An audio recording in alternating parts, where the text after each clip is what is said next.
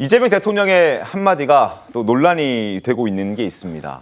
지금은 폐지가 됐습니다만 이른바 개천에서 용이 나던 시절 굉장히 그 대명사였던 사법고시가 혹시 부활하는 것 아니냐 하는 궁금증이 또 한번 생기게 됐습니다. 어제 광주에 내려가서 일단 여러 사람들과 만나서 이야기를 하는 과정이 있었는데 이 중에서 로스쿨만 가지고 법조인이 되는 그 과정, 루트가 로스쿨밖에 없다는 그 부분은 문제가 있다라고 개인적으로 생각한다. 그리고 참모들에게 이거 검토 한번 해보라라고 지시를 하면서 이게 사법고시가 다시 부활하는 것 아니냐 이런 논란도 지금 불거지고 있습니다. 이재명 대통령의 목소리 들어보시죠. 우리가 점심 먹으면서 사법시험 부활 얘기를 했었는데 법조인 양성 루트가 좀 문제가 있는 것 같다. 음서제 되는 거 아니냐. 과거제가 아니고 실력 되면은 꼭 로스쿨 안 나와도 변호사 자격 검증해서 줄 수도 있는 거죠. 일정 정도를. 이걸 정책적으로 하는 문제는 정말 사회적으로 격론이 벌어질 일이라 쉽게 얘기는 못 하겠는데 저는 개인적으로 일정 부분 공감합니다. 저 발언이 불씨를 던진 겁니다. 자, 사법고시가 다시 부활하는 것 아니냐. 지금 2017년 12월 31일까지 사법고시가 있었고 그 이후로는 오로지 로스쿨을 가야만 법조인이 될 수 있는 길이 열립니다. 그래서 로스쿨 아니면 다른 방법 없냐라는 불만들이 터져 나오는 거죠. 왜냐하면 로스쿨에 들어가는 비용이 굉장히 비싸다고 합니다. 1년에 한 수천만 원씩 한다고 하더군요. 맞습니다. 네. 저 역시도 이제 로스쿨 출신 변호사이지만 사실 저 지적의 일부분 공감하는 부분은 있습니다. 네. 말씀해 주신 것처럼 로스쿨 학비가 총 3년을 다 합쳐보면 수천만 원에 이르고요. 네. 그렇기 때문에 초기에도 이런 지적이 있었어서 장학금 제도를 우리가 충분히 마련하겠다라고 하지만 네. 전액 장학금 같은 제도는 굉장히 찾아보기 드물고 네. 한 학기마다 뭐 성적을 잘 받거나 네. 아니면 본인이 조교 수행을 하거나 뭐 이러면서 이제 장학금을 따야 되는 그러한 형식이에요. 그러다 보니까 본인이 만약에 경제적인 여유가 없는 상황에서 1학년은 잘 넘겼다고 하더라도 네. 그 다음 년에 올라가서 장학금을 받지 못하면 학업이 중단되는 일이 발생을 하는 것입니다. 그렇기 때문에 만약 이 제도의 취지를 살리고자 한다면 네. 전액 장학금을 학교에서 전폭적으로 지원해주는 일정 정도 비율을 보장을 확실히 하든지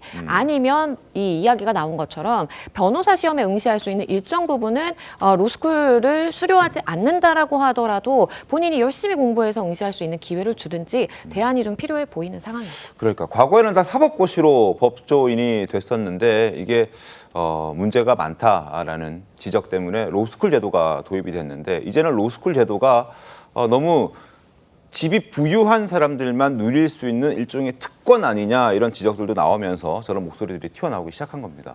사실 인재를 등용하고 적재적소에 사람을 쓰는 인사행정 과정에서 보면은 이 문제는 사실 간단하지가 않습니다. 왜냐하면은 옛날에 과거 제도가 있었지 않습니까? 네. 조선시대.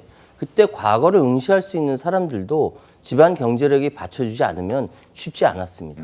그런데 지금은 아예 이제 비슷하게 사법고시로 이야기하자면은 로스쿨을 통과하지 않으면은 법조인이 될 수 없는 상황인데 이 부분은 단순하게 개천에서 용이 난다라는 문제를 넘어서 우리 사회에서 인재 등용과 인사 행정 전반적인 부분을 살펴봐야 되는 그야말로 시스템을 고민해 봐야 되는 겁니다. 그래서 일정 정도 공감한다라고 하면서 검토나 한번 해보라라는 이야기를 했는데 아마도 이 부분은 쉽지 않을 것이라는 생각이 듭니다. 근본적으로 우리 사회의 인사 시스템이 어떻게 되는 것인지까지 연결되는 문제입니다. 그런 측면에서 저는 이재명 대통령이 네. 최고 권력자로서의 책임감을 가져야 된다고 생각합니다. 아까 거듭 말씀을 드릴 수밖에 없는데 파초선이라고 네. 그냥 아무 생각 없이 붙이는 부채 바람에 많은 사람들 피해를 볼 수도 있거든요. 과거에 이재명 대통령이 네. 성남 시절에 사이다 발언으로 굉장히 많은 주목을 받았습니다. 야당 대표 시절에도 정부 여당이나 정권이 하고 있는 정책에 대해서 굉장히 강도 높은 비판을 할 수 있어요. 대안을 제시하지 않고라도. 네. 그러나 지금은 국정의 최고 책임자고요. 지금 여당이 170석에 가까운 의석수를 갖고 있는 상황에서 이런 이야기를 대통령이 개인적인 의견이라도 하게 된다면 밑에 실무진에서는 어떻게 생각하겠습니까? 대통령의 생각이 사실을 존치하거나 아니면 이런 제도를 빨리 바꾸는 쪽으로 맞춰져 있는 것 아닌가? 라고 생각하지 않겠습니까? 저는 그래서 이런 이야기를 할 때는 개인적인 의견이라는 단서가 붙더라도 대단히 조심스럽게 해야 된다.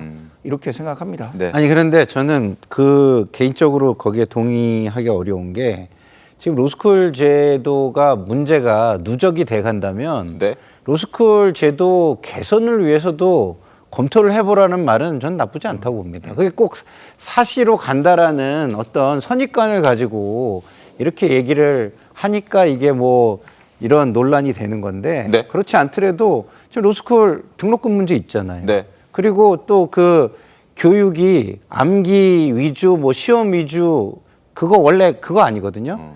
그 실무와 역량을 키우자라는 게 로스쿨 제도예요. 네네. 왜냐하면 사시로 해도 그 머리 좋은 사람이 암기 잘해서 시험 잘 봐가지고 들어가게 하면 로스쿨 제도하고 차이가 없는 거거든요. 네네네. 그걸 목적으로 한 게 아니에요. 그러면 로스쿨 제도의 처음에 목적을 다시 짚어보고 네. 인재를 양성하거나 그리고 또 여기에 사회적인 차별이 존재한다면 그 사회 전형 같은 거 있잖아요. 네. 전형 입시 전형을 좀 이렇게 좀 어려운 쪽에 늘려주는 거와 등록금을 완화해 주는 거 이런 제도를 지금 검토해 볼 수 있는 겁니다. 그렇기 때문에 검토해 보라는 말은 개인적인 고민에서 충분히 해볼 수 있는 것이고요. 그 고민이 있는 로스쿨에 문제가 있다고 생각하는 학자와 그 분야의 전문가와 많은 사람들이 그 분야를 가고 싶어하는 뭐 입시와 관련된 사람들이 모여가지고 검토해보고 개선 방안을 내보는 것은 나쁘지 않다는 생각이 듭니다. 양지은 변호사님, 근데 로스쿨 학비가 왜 이렇게 비싼 겁니까?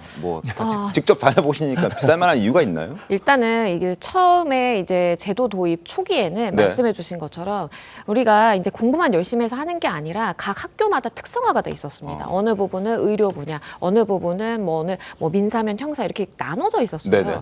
그런데 초기만 하더라도 그게 잘 좀 유지가 되는 그런 분위기였거든요. 실제 나가서 어떤 실습을 해본다라든지 네. 교수진을 꾸리는 데 있어서도 그 분야에 특화된 교수진이 꾸려졌었어요. 그런데 이게 한 10년 정도 지나고 이제 보니까 네. 실제적으로 변호사 시험을 통과하는 게 너무나도 중요한 문제이다 보니까 실제로 신림동화되는 그런 이제 사실을 준비하는 그 과거를 학교 안으로 도입한 그런 분위기가 돼가다 보니까 네. 실제 수강 신청을 해봤을 때 변호사 시험 준비 그 과목만 넘쳐나고 실제 실무를 한다라든지 뭔가 특화되어 있는 그러한 과목은 미달돼서 폐강되고 이런 사실 좀 병폐가 있는 게 사실입니다. 무용론이 좀 불거질 수밖에 없는 그런 상황이긴 했군요. 알겠습니다. 상황 좀 더 지켜보겠습니다.